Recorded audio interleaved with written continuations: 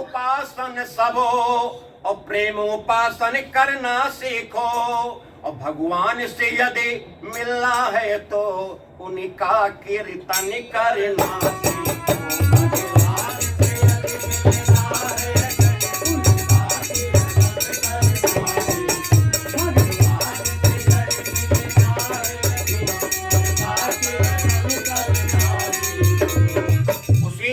रावण के अत्याचार के लिए भगवान राम का अवतार हुआ और जिस समय अरण्य कांड के अंदर ऋषियों मुनियों की हड्डी को देखा भगवान राम ने तो अस्थि समूह देख रघुराया लागी दया पूछी कुशल लाग अति दाया। विप्रों से पूछा है पूज्य और ऋषियों मुनियों हड्डी का कैसा ढेर यहाँ, ये तपोभूमि का है कलंक या शासन का अंधेर यहाँ, ये क्या है कुछ तो बतलाओ। चुप क्यों हो मुंह क्यों उतरे हैं, किस माली की बगिया उजड़ी किसके फूल ये बिखरे हैं। ये कहते कहते करुणानिधि रघुनंदन आज लगे रोने न जाने क्या सुध हो आई। प्रभु राम जी आज लगे रोने, जब उनको रोता हुआ देखा तो साहस बंधा।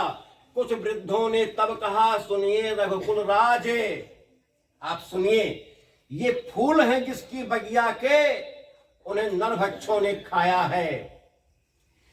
चुपचाप बाट में हम हैं उसकी जो से बदला ले, पर मिला न ऐसा वीर कोई जो ब्यौरा अगला पिछला ले। फिर भगवान राम गरज उठे, गौरक्षक ब्राह्मण गरज उठे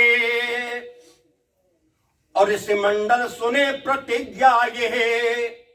आकाश सुने पाताल सुने नभुमंडल सुने प्रतिज्ञा ये। आकाश सुने पाताल सुने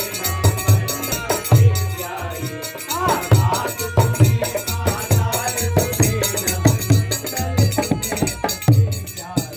मैं भुजा उठा खड़ा हूँ और अब से है केवल काम मेरा और पृथ्वी को निश्चर ही करूं तब दशरथ नंदन नाम।